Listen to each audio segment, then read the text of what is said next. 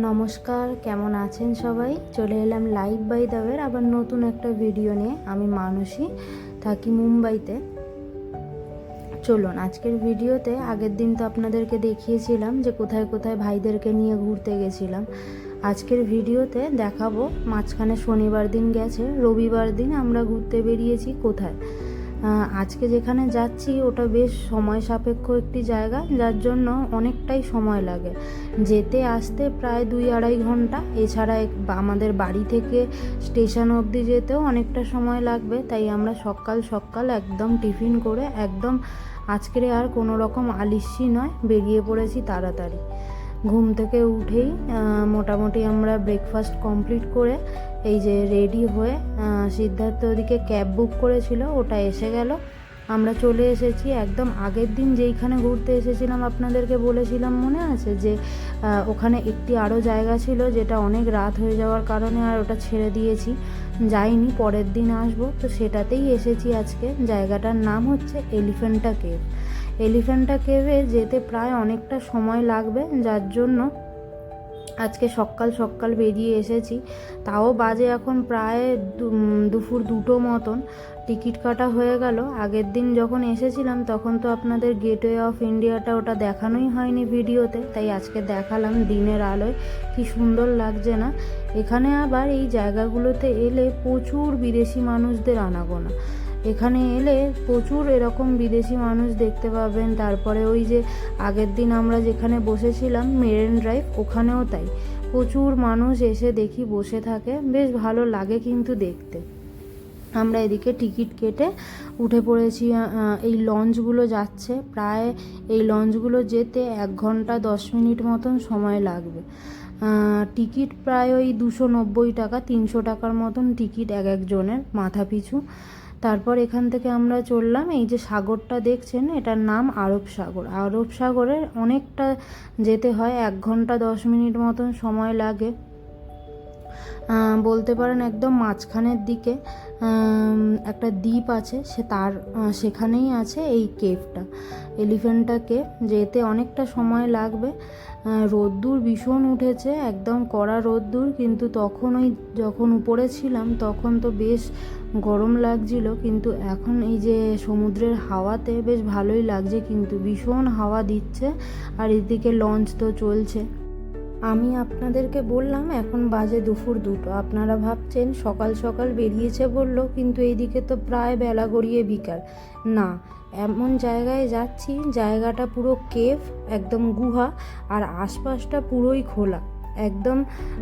এই জায়গায় যারা ঘুরতে আসে দিনের বেলা এলে না, এই রোদের জন্য প্রচণ্ড অসুবিধা হয় গরমকালে, বিশেষ করে। শীতকালে তাও ঠিক আছে, কিন্তু ফেব্রুয়ারি মার্চ মাসে এই সময়টা ভীষণ গরম পড়ে। এই দুপুর 2টোর সময় কি 2:30টার সময়, এই সময়টা গেলে পৌঁছাতে পৌঁছাতে প্রায় 3টে, 3:30। তারপর হালকা একটু রোদ্দুরের তেজটা কমে যায়। তারপর বিকেল টাইমটা হয়। তারপর আসার সময় একদম সন্ধ্যের যে ভিউটা, ওটা খুব সুন্দর পাওয়া যায়। অ্যাকচুয়ালি এই কেভ ঘুরতে আসার সময়টা একদম পারফেক্ট সময় হচ্ছে এখন, এই দুপুর 2টো-2:30টার সময়। লাস্ট যে লঞ্চগুলো আসে তখনই আসলে বেশ ভালোভাবে দুটোর ওয়েদারই খুব ভালোভাবে উপভোগ করা যায়।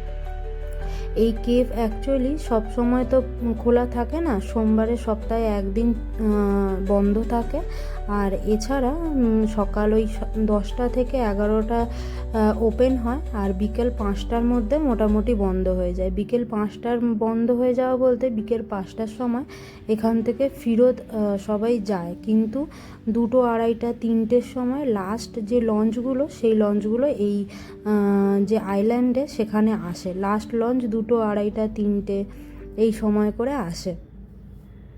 আমরা যে হেঁটে হেঁটে আসছিলাম, পাশেই দেখলেন ছোট্ট মতন যে ওই টয় ট্রেন ধরনের যে ট্রেনগুলো আসছে, ওগুলো হচ্ছে কিছু বয়স্ক মানুষদের জন্য, বা অনেকেই হয় পায়ের অসুবিধা থাকে, হাঁটতে পারে না, তাদের জন্য। ওখানে করে কিছুটা, এই ধরুন 10 থেকে 12 মিনিট মতন হেঁটে তারপরে এই কেভে ওঠার যে সিঁড়ি, 100 কতটা সিঁড়ি থাকে, সেই সিঁড়ি যে উঠতে হয় ওই পর্যন্ত নামিয়ে দেয়। তারপরে বাদবাকি সিঁড়িটা নিজেদেরকে হেঁটেই উঠতে হবে। তার জন্যই ওই ছোট্ট ছোট্ট যে টয় ট্রেন ধরনের রয়েছে ওইটা সুবিধা করে রেখেছে, বেশ ভালো। এখানে উঠতেই প্রথমেই যখন আমরা লঞ্চ থেকে নামলাম তারপর থেকেই কন্টিনিউ এইরকম হনুমান কি বাঁদর এই ধরনের দেখছি, আর তার সঙ্গে আছে প্রচুর পরিমাণে গরু।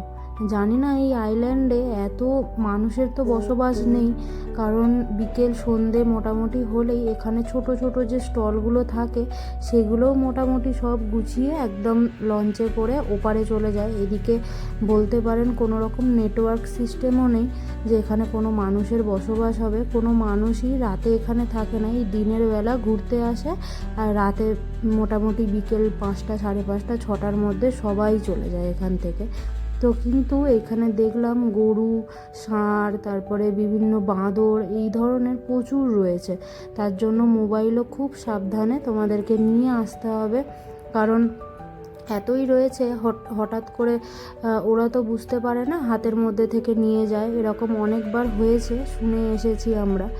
তারপরে এই যে চলে এসেছি আমরা একদম কেভের মধ্যে। এটা হয়েছে 600 খ্রিস্টাব্দতে। 600 খ্রিস্টাব্দে প্রথম এই গুহা তৈরি হয়েছিল পাহাড় কেটে, পাথর কেটে কেটে এই যে মূর্তিগুলো দেখছেন এইগুলো তৈরি করেছিল চালুক্য রাজবংশে। জানা যায় যে রাজা যখন যুদ্ধ জেতার পর এই গুহাটা তৈরি করেছিল, বিভিন্ন দেবদেবীর মূর্তি এখানে তৈরি করেছিল। টোটাল এখানে 7টি গুহা রয়েছে, আর বিভিন্ন সাইডে প্রচুর ক্ষয়েও গেছে। এই যে পিলারগুলো, শক্ত শক্ত পিলার দেখছেন, প্রায় 27টি পিলার এখানে দাঁড় করানো রয়েছে, যার মধ্যে বহু পিলার দেখছি একদম ভেঙে গেছে, সেটাকে আবার নতুনভাবে রিপেয়ার করেছে। আরও অনেক কিছু ভিতরে প্রায় অনেক কিছুই নষ্ট হয়ে গেছে, বেশ কিছু ভালোও আছে। এই যে মূর্তিগুলো, অনেক মূর্তি প্রায় হাফের বেশি নেই। মেন এখানে এই যে গুহার মধ্যে প্রচুর মূর্তি থাকলেও মেন এখানে ছিল শিবের মূর্তি তৈরি করা হয়েছিল, বেশ বড় বড়। কিন্তু যখন পর্তুগালরা এসেছিল পরে এই সবটাই ভেঙে দিয়ে আবার নতুন করে তারা হাতির মূর্তি তৈরি করেছিল। তারপর থেকেই এই জায়গার নাম হয় এলিফ্যান্টা কেভ, মানে হাতিদের গুহা। যাই হোক, আমি যেইটুকু জেনেছিলাম সেইটুকুই তোমাদেরকে ছোট্ট করে বিশ্লেষণ করলাম। বেশ অনেকটা সময় সাপেক্ষ একটি জায়গা, মানে অনেকটা মানে সময় লাগে পুরোটা ঘুরে দেখতে, হেঁটে হেঁটে পুরোটা যেতে। তারপর এখান থেকে আমাদের এমনিও লঞ্চে করে যেতে প্রায় 1 ঘন্টা যেতে আর 1 ঘন্টা আসতে, অনেকটাই সময়ের ব্যাপার। যার জন্য একটা দিনের ট্রিপ হিসাবে খুবই ভালো জায়গাটা। তোমরাও যেতে পারো, যারা যারা ভিডিও দেখছো মুম্বাই এলে অবশ্যই এই জায়গাটা যেও, বেশ ভালো লাগবে। আর যারা মুম্বাই থেকে এই ভিডিও দেখছো তারাও যদি যারা যারা যাওনি তারা অবশ্যই যাও, খুব অল্প টাকায় একটা দিনের ঘুরে আসার জন্য ভীষণ ভালো। আমরা তো প্রায় পৌঁছে গেছি এখানে কাছাকাছি। দেখতে পাচ্ছেন ওই যে আগের দিন দেখিয়েছিলাম আপনাদেরকে তাজ, তারপরে পাশাপাশি ওই যে গেটওয়েটা অতটা বোঝা যাচ্ছে না, এই সাইডে রয়েছে, আমরা এমনি খালি চোখে দেখতে পাচ্ছিলাম। বেশ ভালো লাগছে কিন্তু দূর থেকে, একদম ঝলমল করছে আর চারিদিকে অন্ধকার, আর সেই রকম পরিমাণে হাওয়া দিচ্ছে, ভীষণ হাওয়া দিচ্ছে। খুব ভালো হয়েছিল দিনটা, খুব ভালোভাবে কেটেছে। দেখতে দেখতে সময় কিভাবে যায় বোঝাই যায় না। রাত্রির এখন 8টা, আমাদের এখান থেকে আবার বাড়ি পৌঁছাতে অনেকটা সময় লাগবে। এখান থেকে বাড়িতে যেতে প্রায় 1 থেকে 1.5 ঘন্টা ট্রেনে করে। তো আমাদের বাড়ি তো থানে, তোমরা অনেকেই আমাকে মেসেজ করো, জিজ্ঞেস করো, তো আমি আজকের ভিডিওতে বলে দিলাম যে আমাদের বাড়ি থানেতে। আজকের ভিডিওটা এখানেই শেষ করলাম, দেখা হবে নতুন আবার একটা ভিডিও কালকে আবার।